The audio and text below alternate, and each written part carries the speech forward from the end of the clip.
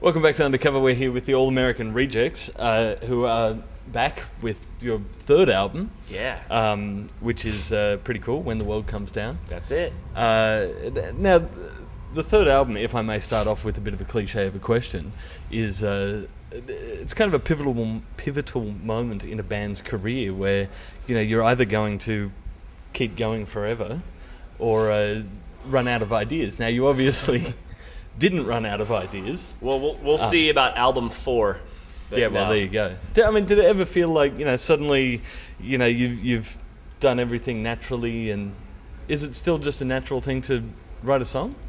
We never force anything, that's for sure. I mean, that's why we take 2 years between records. You know, we're not the type of band that, you know, sets a release date and then goes and writes a record. You know what I mean? And just it's just weird. Yeah, and then just makes a watered down version of what the last album was. You know, and we were told with Move Along, the second album, sophomore album, that's the big one, and then that did twice as good as the first one. Sweet. The third one's got to be third. Hey, your third record, that's the big one. I mean, I think everyone. Wait until your 20th album. Yeah, right. I think the third album is a career-defining, you know, moment. It's, you know, whether you're gonna have a career or not. I think you're exactly right. But yeah, then I think the fourth one's gonna be, you know, just as important. We seem to do better each time. So can't wait for the next one. Yeah, right. Otherwise, this is an awkward silence. Yeah. We got that out of the way. You've already had 4 singles, but the first single, Gives You Hell, is like an ultra it won't pop go away. Single. Sorry. That was my question. Why won't it go away? It's true though. I mean, it probably won't go away because it's such a pop song, a catchy song. I mean, where did that come from? I always saw you guys as a lot more of a rock-oriented band. And yeah, I mean, we're definitely 4 dudes that play in a band. You know, I mean, we're at the core a rock band. You know, but I don't think we try to write songs to fit a particular place, or we don't write songs, you know, just to get on radio or to get on MTV. Or, I mean, at the end of the day, we're writing for ourselves and just having fun, you know, challenging ourselves musically. And Gives You Hell sounds nothing like what we've done before. You know what I mean? And we had a lot of fun putting it together. And like a song like Dirty Little Secret, it came really, really quickly. Actually, some songs have to percolate. You know, a song like Falling Apart, which I think is a really smart pop song as well. It was an idea, percolated for about a month, then we revisited it, finished it up, and, you know, it took some time and some love. But yeah, Gives You Hell was a day. Ty was playing this little bouncy piano part with the chorus hook. It's like, that's cool, let's go with this, you know. Made that the core of the song, and then, you know, colored it in a little bit, and we were doing drunk gang vocals by the end of the night. I like your analogy to songwriting to coffee making. Did I do? With the percolating. Oh. It's coffee, right? Well, Hoobastank, you know, for people watching at home, Hoobastank was sitting right here 20 minutes Oh my God, ago, you know, and right here. You know what? We both had the same joke too. I know, we've been doing that a lot. Yeah. Well, their analogy for songwriting was turds. What? Turds. Yeah. You know, sometimes, you know, when you just feel it's got to come out, then you go and do it. And they went there. So turds, coffee. I'm learning a lot about writing songs. Sometimes after you write a good song, just it's so comfortable to walk around. Not nearly as cool as you thought it was.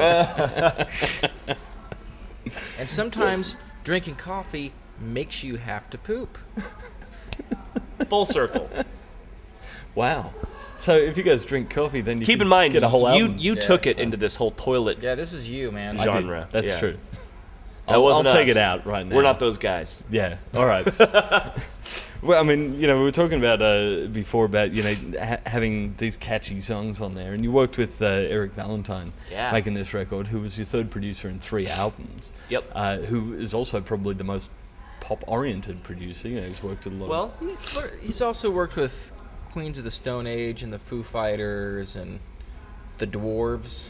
Right. Yeah, he's just a eclectic This guy guy, can do man. everything. He's a really eclectic, talented guy, you know? He's probably the most well-rounded producer we've had. Kind of knows his way around each instrument and can really contribute to, you know, drums, guitar, and even vocals, you know. And where some producers, you know, just kind of let you do your thing, and then they just come in for the vocals. Or, you know, some producers play bass, so that's what they do. You know what I mean? Eric's, like I said, we're really well-rounded, and he still records everything to tape. So we got to do that. A lot of takes, but, you know, I think he's probably the only producer that does that. I don't think every band could have pulled off what we did on this record. Well, what was it like recording to tape? Had you done that before?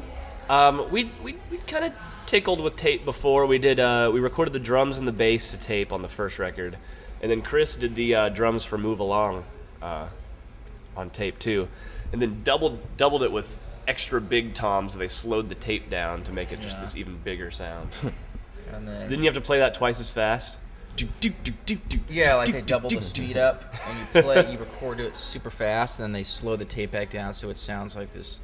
You recorded it in a hallway of a castle or something. You just, Cool.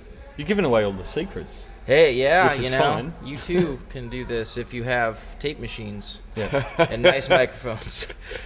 If you're doing all of these fancy tricks in the studio, I mean, how do you go and pull that off live? You reckon there's a lot of guitar parts and... Oh, I play to track. I just pretend to play live. Yeah. So it's really easy for me. Right. You know, we definitely pride ourselves in our live show too. I mean, we spend a lot of time in the studio, but we spend 4 times as much time on the road promoting our record. And we like to say that we can play every song on the record and pull it off, and it sounds great. You know, I mean, you don't want to go to a show and hear something that sounds just like the record. You know, we take some liberties, you know, with the songs, extended outros or whatever, but it sounds really damn good. Not gonna lie.